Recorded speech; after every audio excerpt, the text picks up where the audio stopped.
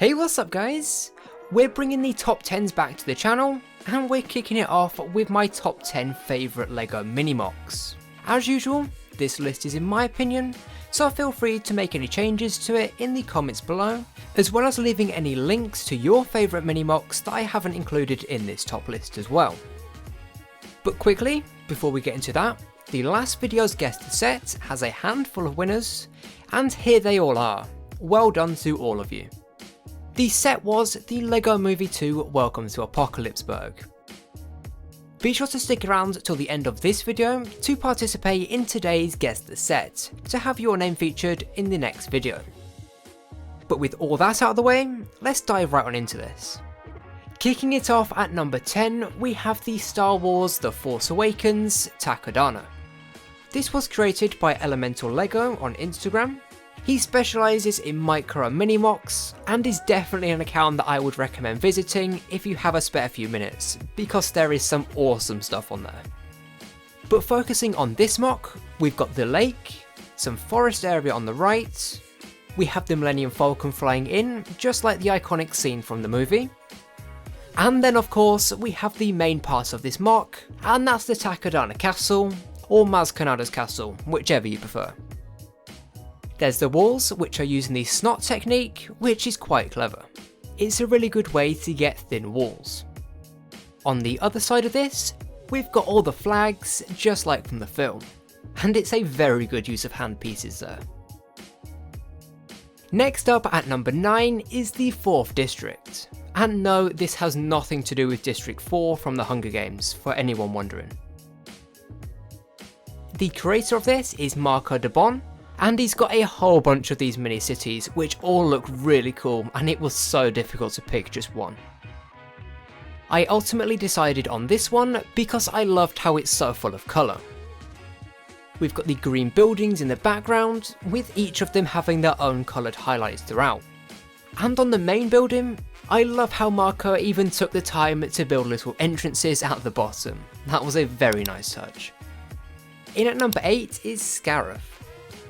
I chose this one because I feel like there's so much going on here, and it's quite a vibrant, bright build, which I think is important when building MOCs. The more colours you use can just make the MOC look a lot better.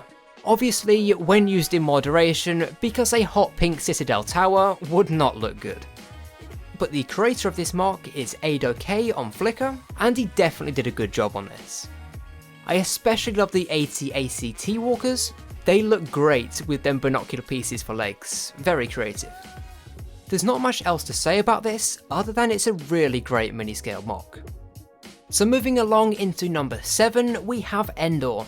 And before anyone says anything, yes, I know that this list is predominantly featuring Star Wars themed MOCs, I just couldn't help myself, they all looked so good.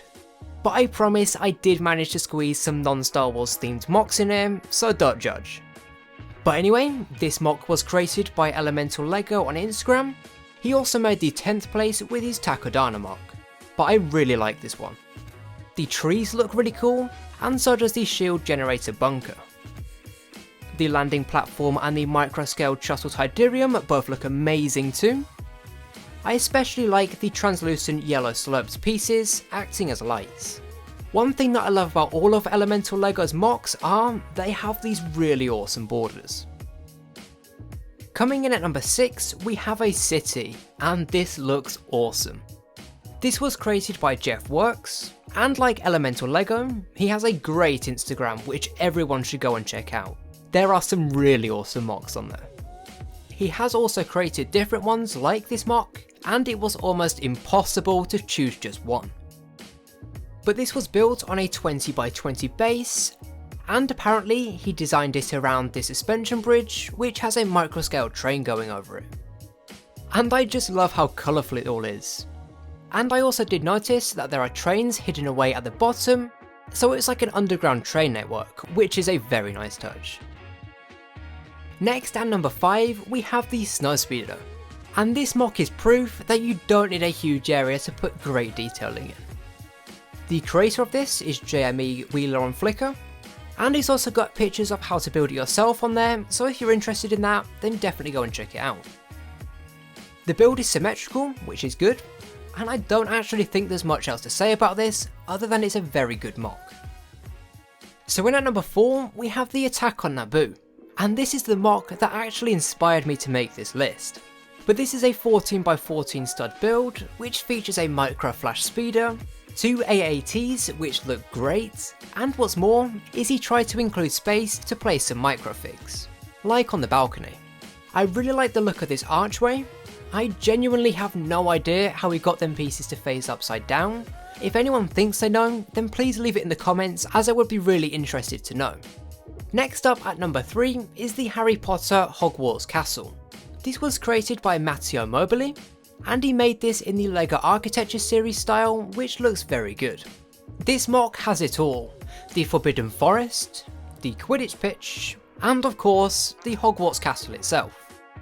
The instructions are being sold on Rebrickable for around $10, and it also looks like there are some facts included in the instructions, so when you're building it, you can learn a little bit about these sections of Hogwarts, which is a really nice touch, but wasn't necessary, so it's nice of him to do that. Moving into number 2, we have the Millennium Falcon, and I promise that this is the last Star Wars mock on the list. But the creator of this is Stick Kim, and he's done a couple of these mini-scale Star Wars builds, like the Shuttle Tidarium.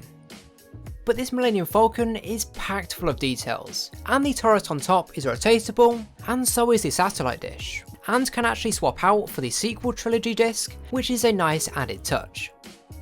And now finally at number 1, I chose the Disney Castle. And I know that with all the area around it, it is quite a big mock. In fact, it's actually 48x48 studs. But I was just focusing on the castle itself, which is much smaller. The creator of this is Cohen, and he has made some other Disney mocks, so if you like these kinds of ones, then definitely go and check his Flickr page out, there's some really cool stuff on there. But the reason he created this was because he wasn't happy with the Disney Castle set, as it had an open back to feature rooms. He wanted a complete version, and so he built this. And so that's my favourite top 10 mini LEGO mocks. As I said in the beginning, feel free to leave any changes to this list that you'd make in the comments below. But now it is time for today's Guess the Set. Here it is. If you think you know what this set is called, then leave the set name in the comments below, and the first few people to guess it correctly will get their names featured in the next video. But that's all for now. If you did enjoy this video, then I'd really appreciate it if you did subscribe to the channel, as well as liking the video, as it really helps us out in getting that bit closer to our goal of 10,000 subscribers. But that's all for now, thanks for watching, and I'll see you in the next one.